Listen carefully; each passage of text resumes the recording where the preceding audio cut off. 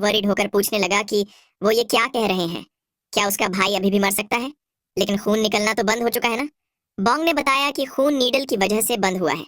Guard ने पूछा कि तो क्या फिर वो लोग नीडल को ऐसे ही नहीं रख सकते? बॉन्ग ने बताया कि ऐसा करने पर वो या तो अंधा या तो पागल हो सकता है। उनकी बात सुन गार्ड दंग रह गया। वो दुखी होकर वहीं जमीन पर बैठ के रोने लगा। ये सब देखकर वनवा इरिटेट होकर सोचता है कि तो ये सिर्फ एक टेम्पररी सॉल्यूशन ही था। अब उन्हें ब्लड वेसल्स कनेक्ट करनी होंगी, लेकिन इससे दूसरों के बिजनेस में दखल पड़ सकता है। तभी फिजिशियन बॉन्ग ने पीछे मुड़कर उससे पूछा कि वो कौन है। वनहुआ ने मुस्कुराते हुए कहा कि वो तो बस मेडिकल आर्ट का एक स्टूडेंट है। बॉन्ग ने पूछा कि अच्छा, मेडिकल आर्ट्स का स्टूडेंट? वनहुआ ने बताया कि वो किताबें पढ़ता आ रहा है, इसलिए उसने कुछ मेडिकल की किताबें भी पढ़ी हैं और उसे कुछ बार प्रैक्टिस किया है। बॉन्ग ने उस पर ज्यादा ध्यान न देते हुए सोचा कि इतना यंग लड़का कुछ ज्यादा नहीं कर सकता। तभी वनहुआ उनका ध्यान अपनी ओर खींचता है। वो उनसे पूछता है कि क्या वो पेशेंट की ब्लड वेसल्स कनेक्ट करने की कोशिश कर सकता है? इस बात पर बॉन्ग काफी सरप्राइज्ड होते हैं। उन्होंने पूछा कि क्या अभी तुमने ब्लड वेसल्स कनेक्ट करने की बात कही? वनहुआ हाँ में जवाब देता है। फिजिशियन बॉन्ग सोच में पड़ गए कि बस घाव देखकर ही ये समझ गया कि इसकी ब्लड वेसल्स कटी हैं, और ऊपर से वो कह रहा है कि वो इसे ठीक भी कर सकता है। उन्होंने गार्ड की ओर देखकर सोचा कि वैसे भी इसके सरवाइव करने के चांस कम है। वो वनहुआ से ट्राई करने को कहते हैं। वनहुआ उन्हें शुक्रिया अदा करता है। फिर वो बॉन्ग से किसी स्पॉट पे प्रेशर देने को कहता है। बॉन्ग भी उसके कहे मुताबिक करने लगते हैं। वनहुआ ने नीडल पकड़ते हुए सोचा कि वैसे तो नसों के लिए पतली नीडल यूज करनी चाहिए, लेकिन उसके पास और कोई चॉइस नहीं है। वहीं बॉन्ग सरप्राइज्ड होकर सोच रहा था कि क्या ये नीडल यूज करने वाला है। वनहुआ ने मन ही मन कहा कि ये बंदा एनेस्थेटाइज्ड नहीं है, इसलिए उसे ये जल्दी करना होगा। बिना राइट टूल्स के ये काम बहुत ही मुश्किल है। वो उस आदमी की नस देखने का डिसाइड करता है, लेकिन उसके घाव चौड़ा करते ही वो बंदा दर्द से चीख पड़ा। पर तभी बॉन्ग ने उसके गले में एक नीडल लगा दी। इससे वो बंदा धीरे धीरे अपना होश खोने लगा।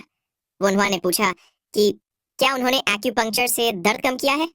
बॉन्ग ने हाँ में जवाब दिया और पूछने लगे कि तुमने तो कहा था कि तुम मेडिकल के स्टूडेंट हो, लेकिन क्या तुम्हें बेसिक भी नहीं पता? वनहुआ ने झेपते हुए कहा कि उसने अब तक एक्यूपंक्चर नहीं सीखा। वो मन ही मन एक्यूपंक्चर सीखने की ठान लेता है। वो बॉन्ग को फिर से किसी स्पॉट पे प्रेशर देने को कहता है, जब तक कि वो नसें कनेक्ट करे। वनहुआ ने काफी हद तक घाव की स्ट्रेचिंग कर दी थी, इसीलिए वो बॉन्ग को बताता है कि अब प्रेशर देने की जरूरत नहीं है और वो अपनी नीडल भी वापस निकाल ले सकते हैं। फिजिशियन बॉन्ग पूरी तरह से हैरान होकर लेटे हुए गार्ड को देखकर सोच रहे थे कि क्या इस दुनिया में पहले ऐसा कोई मेडिकल आर्ट था? ये तो काफी अमेजिंग लगता है, और ऊपर से ऐसा लगता है कि इस लड़के को ये करने की आदत है। वहीं वनहुआ उस गार्ड के भाई को क्या क्या प्रिकॉशंस लेने हैं ये समझ आ रहा था। वो उसे बताता है कि वो 2 हफ्तों के बाद थ्रेड निकाल सकते हैं। थोड़ी देर बाद वो दोनों ही गार्ड्स क्लिनिक से बाहर निकलकर वनहुआ से थैंक यू कहते हैं। वो खुश होते हुए वहां से जाने लगते हैं। वहीं वनहुआ उन्हें आगे से हर्ट ना होने के लिए कहता है। बॉन्ग अभी भी उन्हें जाता देखकर सोचता है कि उसे तो लगा था कि वो या तो मर जाएगा या डिसेबल हो जाएगा। तभी पीछे से उन्हें वनहुआ बुलाता है और कहता है कि वो उनसे एक्यूपंक्चर सीखना चाहता है। फिजिशियन बॉन्ग कहने लगे कि अगर वो उन्हें स्किन की स्टिचिंग करके नसें कनेक्ट करना सिखाएगा, तो वो भी उसे एक्यूपंक्चर करना सिखाएंगे। वनहुआ भी हंसते हुए उनकी बात मान जाता है। वो दोनों ही एक दूसरे से कुछ नया सीखने की उम्मीद जताते हैं। वहीं घर पे चाय पीते हुए ख्वाबोक ने कहा कि उसने सुना था कि उनकी माँ शाम को चलने के लिए गार्डन में गई थी। ख्वाफेन ने कहा कि वनहुआ ने जैसा कहा था वैसा ही हुआ। टी लेते ही वो पहले से थोड़ी बेहतर हो गई। ख्वाबोक ने भी उसकी बात में हामी भरते हुए कहा कि वनहुआ की बताई दवाई उस फिजिशियन के प्रिस्क्रिप्शन से बेहतर है। वाफेन ने उससे पूछा कि फिर तो अब ख्वाबोक अच्छे से अपनी स्टडीज पे कंसंट्रेट कर पाता होगा। ख्वाबोक ने भी जवाब दिया कि हाँ, वो अब थोड़ा रिलीव्ड है, लेकिन आजकल ऐसा लगता है कि वनहुआ किताबें नहीं पढ़ रहा। वो उससे पैसे मांगता रहता है बाहर जाकर कुछ करने के लिए। वाफेन ने पूछा कि क्या उसे वनहुआ से इस बारे में बात करनी चाहिए। वाबक ने उसे ऐसा करने से मना किया और कहा कि बस उसे सेल्फ डिफेंस के लिए थोड़ी सोर्ड्समैनशिप सिखा दो, क्योंकि बाहर खतरा होता है। वाफेन सोचने लगा कि वाबक के द्वारा उसे मार्शल आर्ट्स सिखाने को कहा जाना थोड़ा अनयूजुअल है। तभी वनहुआ घर पहुंच जाता है। वाफेन ने पूछा कि क्या तुम अब जाकर घर आए? वनहुआ ने कहा कि हाँ, वो उससे थोड़ा लेट हो गया। तभी उसके कपड़े पे लगा खून देखकर वाफेन चौंक जाता है। वो उसका हाथ पकड़कर पूछने लगा कि ये क्या है? वनहुआ ने कहा कि ये उसका नहीं है, ये तो उसने एक बंदे को ट्रीट किया था उसका है। वाफेन पूछने लगा कि ट्रीट से क्या मतलब? अब क्या उसने बाहर घूमकर फिजिशियन की तरह प्रिटेंड करना शुरू कर दिया है? अब क्या वो रेपुटेशन कमाकर रॉयल कोर्ट में फिजिशियन बनने का सोच रहा है? वनहुआ ने कहा कि ग्रेट फैमिलीज में भी ऐसे लोग होते हैं जो मेडिकल आर्ट से रेपुटेशन कमाते हैं, लेकिन फिलहाल बात वो नहीं है। वो उनकी माँ की डिजीज के लिए एक्सपेरिमेंट करने की सोच रहा है। वाफेन ने भी सरप्राइज होकर कहा कि उसे नहीं पता था कि वो ऐसा कुछ कर रहा है। तभी वाबॉक ने उसे कहा कि उसकी बताई हुई दवाई इफेक्टिव थी, लेकिन वो तो एक फिजिशियन है भी नहीं, इसलिए ये सब उसे नहीं करना चाहिए। वोन्हवा मन ही मन उसे कमीना बच्चा कहता है। वाफेन हंसते हुए उसे कहता है कि अभी उनकी माँ ठीक हो रही है, इसलिए वो उस पर ट्रस्ट करता है। वोन्हवा ने भी मुस्कुराते हुए थैंक यू बोला। वाफेन ने उसे आगे बताया कि वाबॉक ने मुझसे तुम्हें स्वॉर्ड्समैनशिप सिखाने को बोला है। वोन्हवा पूछने लगा कि स्वॉर्ड्समैनशिप। वाफेन ने कहा कि वो बिना स्वॉर्ड के बाहर घूमता है, इसलिए वाबॉक वरीड था। वो उसे अपने पीछे आने को कहता है। उसके साथ जाते हुए वोन्हवा ने सोचा कि उसे नहीं पता कि फ्यूचर में क्या होगा, इसलिए उसे ये सीखने का मौका ले लेना चाहिए। तभी वाफेन ने उसकी तरफ कुछ फेंकते हुए उससे वो पहनने को कहा। उस आर्मर को देखकर वोन्हवा ने कहा कि ये कुछ ज्यादा ही मोटा है, इससे तो वो स्लो हो जाएगा। उसने शिकायत की कि अगर वो अकेला इसे पहनेगा तो ये तो अनफेयर होगा, वाफेन को भी पहनना चाहिए। वाफेन ने हंसते हुए पूछा कि क्या तुम मुझे हिट कर भी पाओगे? मुझे नहीं पता कि अगर तुमने बिना मुझे बताए कोई मार्शल आर्ट सीखा हो, लेकिन उससे कोई फर्क नहीं पड़ता। अगर तुम मुझे हिट कर पाओ तो मैं भी एक आर्मर पहन लूंगा। वोन्हवा ने उसे हिट होने के बाद रिग्रेट न करने को कहा। वो मन ही मन कहता है कि उसने काफी साल जी रखे हैं। हवाफिन भी उसकी तरफ लकड़ी की सोर्ड फेंकते हुए कहता है कि उसे उम्मीद है कि उसे रिग्रेट हो। उसने पूछा कि क्या अब वो शुरू करे? वो दोनों ही आमने सामने खड़े हो गए। वाफेन वोन्हवा को पहले अटैक करने का मौका देता है। वोन्हवा ने सोचा कि जो स्वॉर्ड्समैनशिप उसे ना आती हो, उसे यूज करने से अच्छा उसे अपनी पिछली जिंदगी में सीखा हुआ केंडो यूज करना चाहिए।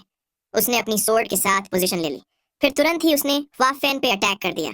तभी वाफेन ने अपनी सोर्ड बढ़ाई, जो कि सीधा वोन्हवा के पेट में जाकर लगी। उसके लगते ही वोन्हवा पीछे जा गिरा। वाफेन को उसकी सोर्ड बहुत ही धीमी लगती है। उसने वोन्हवा से पूछा कि वो इतना जल्दी क्यों स्विंग कर रहा है।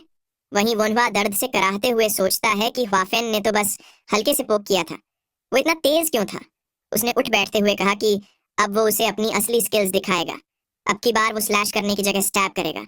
वो फेंसिंग टेक्निक्स का यूज करेगा। फेंसिंग की तेज स्पीड के चलते वो उसे कम से कम एक बार तो हिट कर ही सकता है। वाफेन ये नई सोर्ड स्टाइल देखकर सरप्राइज हो जाता है।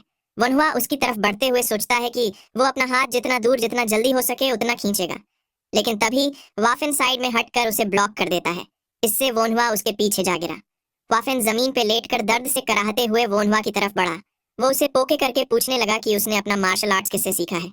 वहीं वोन्हुआ कहता है कि उसे पता था कि उसका भाई मार्शल आर्ट्स में अच्छा है, लेकिन इतना ज्यादा। वो हावाफिन से एक बार और लड़ने को कहता है। हावाफिन ने कहा कि ये मीनिंगलेस है, उसकी स्किल्स स्पारिंग के लिए अच्छी नहीं है। वो उसे खुद को फॉलो करने को कहता है क्योंकि अब वो उसे सब कुछ बेसिक्स से सिखाएगा। वोन्हुआ भी हाँ कहता हुआ उसके साथ जाने लगा। वहां पे रस्सी से एक पत्थर लटका होता है। वाफिन ने उसकी ओर इशारा करते हुए पूछा कि क्या उसे टहनी पे लटका वो पत्थर दिख रहा है। वोन्हुआ को उसी पत्थर को स्टैब करने की कोशिश करनी होगी। वोन्हुआ ने पूछा कि क्या बस इतना ही। वो उसकी तरफ बढ़ते हुए सोचने लगा कि क्या उसे बस इस पत्थर को ही स्टैब करना है। ये तो काफी इजी है। क्या उसका भाई उसका मजाक उड़ा रहा है? तभी पीछे से वाफिन ने उसे डांटते हुए पूछा कि वो क्या कर रहा है। वोन्हुआ ने पूछा कि क्या हो गया। वाफिन ने सोर्ड की मदद से जमीन पर टैप करते हुए कहा कि इधर से करो। उसने वोन्हुआ को बिना डिस्ट्रैक्ट हुए ध्यान से देखने को कहा। वोन्हुआ सोचने लगा कि ये कुछ ज्यादा ही दूर नहीं हो गया। तभी हवाफिन तेजी से आगे बढ़ा और पत्थर को स्टैब कर दिया। वोन्हुआ ये देखकर पूरी तरह से हैरान रह जाता है। वाफिन ने उसे देखते हुए कहा कि अब उसकी बारी। वो पत्थर अभी भी झूल रहा था। वोन्हुआ भी उसके साथ झूलते हुए देखने लगा। वाफिन ने पूछा कि वो ये क्या कर रहा है। वोन्हुआ ने बताया कि वो इसके ठहरने का वेट कर रहा है। वाफिन ने पूछा कि क्या उसने कभी एनिमी को एक जगह खड़े देखा है। वो उसे उस हिल रहे पत्थर को ही स्टैब करने को कहता है।